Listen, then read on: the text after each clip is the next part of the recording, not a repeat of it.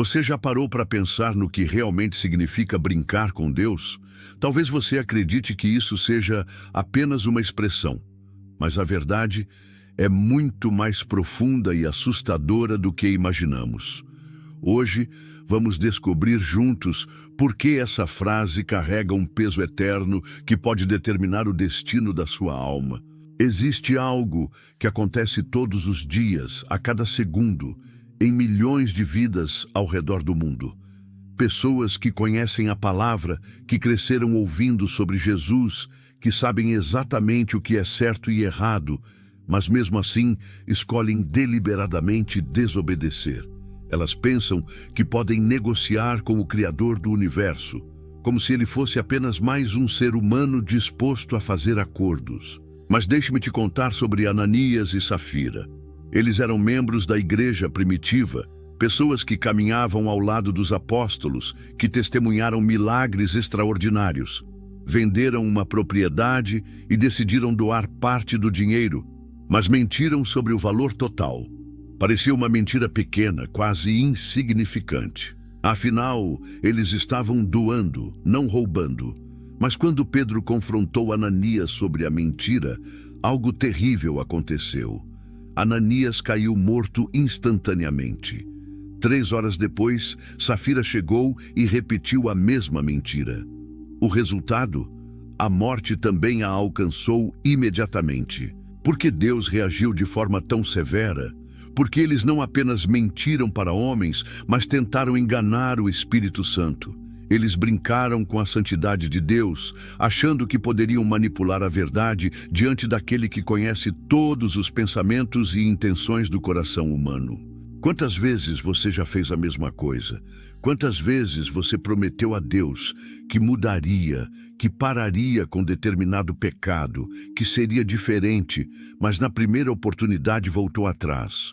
Quantas vezes você usou o nome de Jesus apenas quando estava em apuros, esquecendo-se dele nos momentos de prosperidade? A palavra nos encerra em Gálatas que Deus não se deixa escarnecer. Tudo aquilo que o homem semear, isso também ceifará. Não existe brincadeira quando se trata do Todo-Poderoso. Ele é amor, mas também é justiça.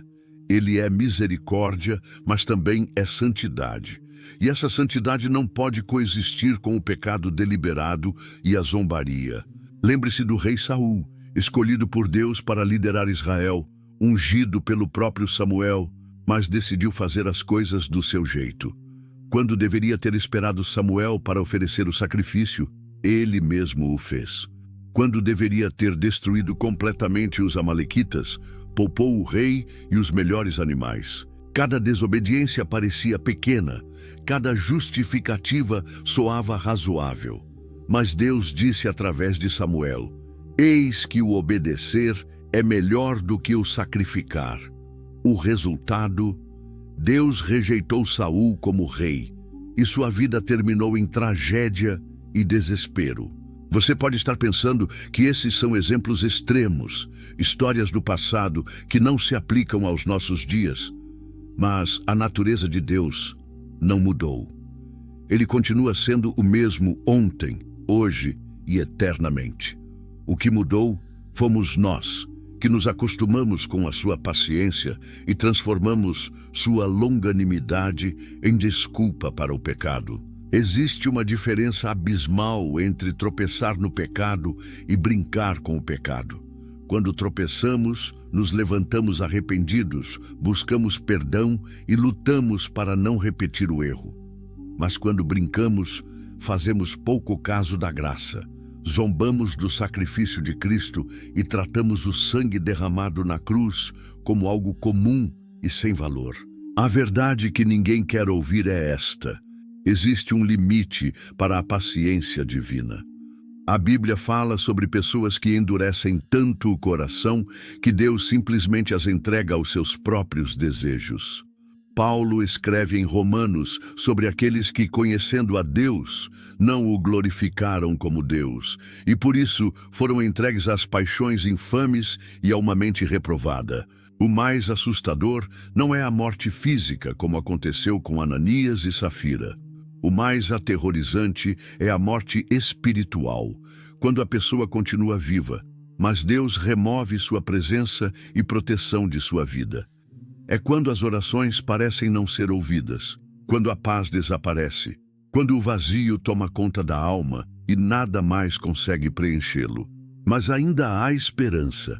Enquanto você está ouvindo estas palavras, enquanto seu coração ainda consegue ser tocado pela verdade, enquanto ainda existe um despertar em sua consciência, significa que Deus ainda não desistiu de você. A porta da graça ainda está aberta, mas ela não permanecerá assim para sempre. O arrependimento verdadeiro não é apenas sentir remorso pelo que fizemos. É uma mudança completa de direção.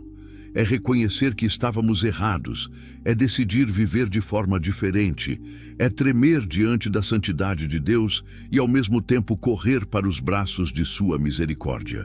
Jesus pagou o preço mais alto que poderia ser pago. Ele não morreu para que pudéssemos continuar brincando com o pecado, mas para que fôssemos libertos dele. Cada gota de sangue derramado foi por amor, mas também foi um grito de que o pecado é coisa séria demais para ser tratado com leviandade. O tempo está se esgotando. Não sabemos quando será nossa última oportunidade de nos reconciliarmos com Deus. Não sabemos quando Ele dirá basta à nossa rebeldia. A morte pode chegar hoje, Jesus pode voltar hoje, ou Deus pode simplesmente decidir que é hora de nos entregar às consequências de nossas escolhas. Não brinque mais com aquele que tem poder sobre sua vida eterna. Não trate com descaso aquele que conhece seus pensamentos mais íntimos. Não desafie aquele que pode tanto salvar quanto condenar. Dobre seus joelhos agora, enquanto ainda há tempo. Clame por perdão com sinceridade. Abandone definitivamente tudo aquilo que você sabe que desagrada ao coração de Deus. A escolha é sua, mas lembre-se, com Deus não se brinca. E as consequências dessa verdade são eternas.